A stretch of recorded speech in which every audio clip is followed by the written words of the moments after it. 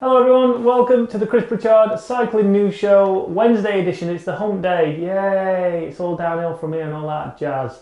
Got some cracking stories today for you. Will we find out if Andy Tennant bought a tumble dryer? Shock horror. Let's have a transition. We'll get into the show.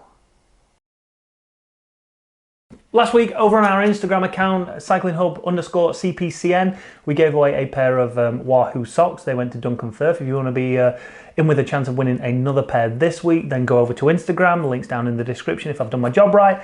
And you'll be able to go and enter the competition there. I don't know what it is, hence why I'm unsure about what I'm actually saying right now. But go over there. By the time you've seen this, the competition will be up and you'll be able to enter. I think it's simply just commenting on it. And go and follow my personal Instagram account. I never give it a shout out, but past few weeks I've been gaining quite a few followers. So if you want to see what I'm up to when I'm away from this, then follow that as well. Links down in the description. Oosh. Now I know the big news story from yesterday was that Andy Tennant. Did he get a new tumble dryer? If so, what was it? Because yesterday he tweeted out that he needed a brand new tumble dryer and he was very unsure as to what he was going to get and he needed recommendations. Well, we recommended White Knight to him because I believe that that is a very good, high quality tumble dryer with great functionality and style. The update to this story is Andy still hasn't committed to a tumble dryer. However, he is now looking at White Knight as a highly recommended tumble dryer for all his tumble dryer needs. So I'll keep you posted when we know exactly what he's bought. Sticking with the domestic side of life now, if you're ready to leave your relationship, if you're married and you're looking for a swift divorce, then I suggest you take the advice of Dave Smith here when he tweeted this picture out yesterday. Now, to brick, I'll be honest, if I did that in our house, if we had a dishwasher, World War III would commence. Jesus, I'd get torn a new one, even if those components were in there and there was nothing else in that dishwasher. Dave, how on earth did you get away with this? And how shiny did that cassette become after being in there? Is this like a thing? Does a dishwasher get your components really, really clean? Like, do I need to invest in a dishwasher just to clean my components on my bike? Leave your comments down below, let me know. Oh, quick follow-on up from that. He actually posted a picture of the cassette back on the bike. Look at that. I mean, his cassette might be wonderfully clean, but I bet those mugs and those glasses are just covered in oil now. Sticking with Twitter now, and Nathan Haas tweeted out about an entire flight being chartered by professional cyclists. The problem is with this, I want to know how late this flight was. He tweeted this: when an entire flight is chartered for a bike race, there isn't a single person lining up when the boarding begins. Nor does anybody stand against the baggage collection so we can all see what's coming. Hashtag cyclists are advanced level travellers. What I don't understand, Nathan, is how this works, because yeah, we've all done it. If you're a seasoned cyclist and you've done a lot of travelling, you wait until the boarding gate is empty, sat in a chair, waiting for everybody to go through because you've got your seat allocated, waiting for them all to stand up there for 20 minutes, and then you roll on through, hopefully, if you've timed it just right, straight onto the plane, straight into your seat, doors close, you're off. But if every single person is doing that, at what point does there become a queue? Now this video seems to be doing the rounds again on Twitter. It's a few years old. This is from Cycling Out of Context. There's Tom Dumoulin celebrating his win. There's a podium. Oh, smash right in the face. Oosh. Shall we? Yeah, let's come on. Oh, bang, straight in nose. And moving on, but staying with Twitter, the British Continental, a great Twitter account. If you don't follow it, go and follow it. Details all the news of domestic racing here in the UK, as well as our UK riders racing abroad. It certainly deserves a lot more followers than it's actually got. But yesterday they tweeted this out: transfers, 12 riders now confirmed for Zappi Pro Cycling under 23 team for 2020. Now for those of you who don't know, Zappi Pro Cycling is an amateur team based in Italy, mentored by the Italian cycling legend Flavio Zappi. If you go over to their website, you'll be able to find out everything about Zappi Racing, but this team is predominantly an amateur team, an under-23 team, a youth team and a junior team, all run by and mentored by Flavio Zappi, predominantly for UK riders to get the experience they need in Europe to be able to develop themselves to hopefully move on and get a professional contract. Now that's all good and well, and in itself not really a huge story. However, Tony Gibb, ex-professional cyclist and Eurosport commentator, commented on that tweet saying, "Am I right in saying these riders have to pay to ride for this team? I'm told it's 10k each." Now, what Gibby's intent is behind this, I'm unsure. Whether he was genuinely in the dark and he didn't know how the workings of this team work? Or on the other hand, was he kind of throwing a bit of shade on it? Now, whatever his intention was behind the tweet, it doesn't really matter, because it started the conversation, and you had a lot of people saying, yes, these riders are having to pay £10,000. Some are saying you have to pay £5,000. And then people are unsure of whether they're getting equipment, like what is this £10,000 covering? Some people saying it's a great idea because they're getting everything that they need and they're getting the race experience they need. I spoke to one of the riders at Zappies to try and find out exactly what is going on there, what is the deal there, or at least what's his deal there, and whether he enjoys it, whether it's a good experience, and this is what he said. So this rider, who is going to remain anonymous, said, "We do have to pay around 10k. Now this 10k that everyone is talking about covers everything, absolutely everything, from bike, training and race wheels, kit, a lot of it, travel, accommodation, food, fuel costs, crash replacement. At the moment, I couldn't be happier. The last 3 years for me have been surreal. You're not only paying for kit, bike, etc., you're paying for a life experience that will stay with you for the rest of your life.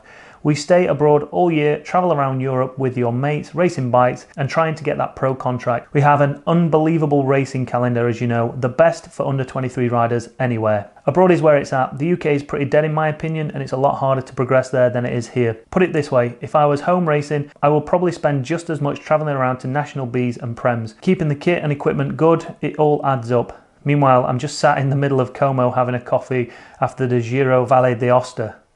If I was home, I'd be waking up on a drizzly Monday morning having to jump on the turbo to train. Some of us on the team are lucky enough to have funds backing us. I'm with the Rainer Fund and they have been a massive help. Also, a lot of us get part-time jobs in the winter, which is a massive help. So when you really think about it, it's not all that bad. Pretty good deal. The only thing you have to pay for is your coffee and pastry."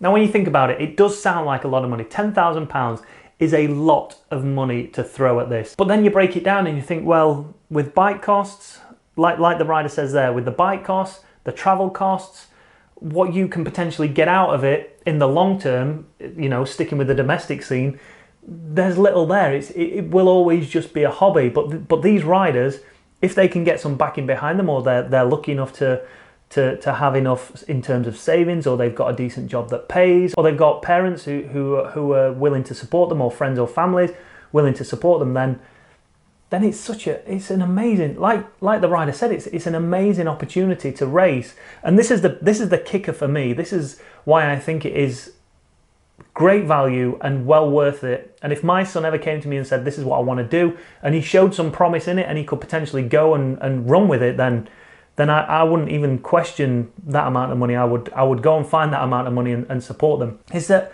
you're exposed to races there that you can't get anywhere else. You cannot stay in the UK domestic racing scene and expect to race against the level that these guys are racing at this under 23 level. They're racing all across Italy, they're racing all across Spain, over France, Belgium. It's a race calendar that unless you're on a professional team, you're never going to get. And then you look at the people who have come through Zappies. You've got the likes of James Knox riding for DeCoiney Quickstep. You've got Mark Donovan, who's just signed a contract with Sunweb. He's at Team Wiggins. He came through Zappies. And then you look at the other riders who are coming through now, and you can't help thinking that some of these riders are going to be racing in the pro peloton. So leave your comments down below and let me know, what do you think of this whole paying to ride thing? Do you think it's something that could actually take off and more teams should adopt it and do it? Because ultimately that means the team doesn't have to chase around finding sponsorship money to make sure that the team is running. The guys are funding themselves, bringing in money to the team, which allows these riders who ultimately wouldn't be able to be mentored by such an amazing coach and amazing ex-professional to actually learn from him. Rory Townsend, Canyon DHB powered by Bloor Homes rider, tweeted out as well about it, saying, "It's an investment. I'd be telling kids to spend it there over university any day." And our boy Cameron Jeffers makes a good point, provides continued longevity to a team that provides team house and a fantastic under 23 European calendar. Maybe ask Knox or Donovan if it's worth it. Now, staying with Twitter and our boy Cameron Jeffers, Cycling Weekly yesterday tweeted out this poll. Cycling Weekly Awards. This evening we're taking a look at the leading domestic riders of the year so far. Who do you think is the front runner for 2019 Domestic Rider of the Year in association with Pedalshaw? Hashtag CW Awards 2019. Who's your pick for Domestic Rider of the Year at this stage of the season? 4 nominees: Matt Holmes, John Archibald, Connor Swift, and your boy Cameron Jeffers. Listen, when I saw that, I was like, Sorry, what? Cameron Jeffers? Now, after I'd finished laughing, I thought about it and I thought, actually, no, that's a fair shout from Cycling Weekly, because Cameron Jeffers, first ever British esports national champion, and yeah, people might poo-poo it still, but just you wait. He's finished second in Durham. This guy's riding for a semi-professional team. You know, he's not getting paid for this. You look at who he's up against. You've got Matt Holmes, Madison Genesis, professional rider. John Archibald, no. Yes, he went solo in that mad break on his own in that Premier Calendar race. Yes, he's going to take the individual pursuit world record and a couple of team pursuit world records along the way, but no. Then you've got Connor Swift riding for IKEA Semsic. I'll be honest, not many people have seen much of him since he's signed for them. It appears he's stuck somewhere in the bedding department or the lighting department. I don't know where he is. But all right, yeah, he dominated a little bit. To be fair, I like Connor. He's a bloody good rider. But I'm supporting Cam Jeffers. Second place in Durham, semi-professional team. Vlogs his face off. Rides for St. Piran. Current and only British esports national champion. It's not my job to convince you to vote for him. I reached out to Cameron Jeffers and said, put together a little video for the viewers of Chris Pritchard Cycling News to convince them to go over to that Twitter account and vote for you. Here's his video. All right, if I'm going to be brutally honest, I'm not too sure why I'm on the list. Do you know what? I was hoping he was going to have a suit and tie on. I thought he was going to really commit to the political nuance of this, but I think there's certainly a number of riders that should be on the list before I should be, but hey, I didn't choose the list and I am on it, so I think we should make the most of this opportunity. Like, we don't often get, like, what the channel does, we don't often get mass cycling media attention, so Cycling Weekly have given us the opportunity, so I just want to, like, show the cycling nation how strong we are, how strong the Cam army is, and I want to just go and smash this competition out of the park. So I'd really appreciate, guys, if you headed over to Twitter and gave your boy Jeff a vote. Peace out. So there you go. How much more convincing do you need to take a moment to head over to Twitter, click Jeff's name in the Cycling Weekly poll, let's get him winning it. Yes, he's right. There's a million and one. Not a million and one. There's a lot of other riders who potentially should be on that list. But I see what Cycling Weekly have done, and they've gave Cam a chance. They've gave him a lifeline, not only to actually win something for once, sorry Cam, but to also show that, do you know what? You don't have to be the most charismatic, he's very charismatic, but you don't have to be the most charismatic person in the world. You don't need to win every single race to be the most popular person in cycling. I think it's a great opportunity to show, potential sponsors, people in the cycling world, people who obviously have a chip on their shoulder when it comes to Cam, because a lot of the time Cameron can turn up to an event and he gets more attention than the rider who's smashing it to pieces. Not everyone has a chip on the shoulder, but a lot of people do because of that, because he gets more attention, because sponsors come and see him because they see value in him, and it'll be good just to be like, hey, listen, he's put a lot of hard work into it. He's put a lot of effort into it. He's grown a really solid fan base, and I think we should help him along the way to take that award. Moving on now, and a recent study followed 10,000 participants in 7 different European cities and came to the conclusion e-bike riders get more exercise than regular cyclists. Over on ebiketips.road.cc, the study published recently in Transportation Research Interdisciplinary Perspective Journal followed over 10,000 adults across 7 European countries and analysed their riding habits and how much physical activity they got compared to other modes of transport. E-bikers reported longer trip distances than regular cyclists, with an average daily travel distance of 8 kilometres versus 5.3 kilometres a day respectively.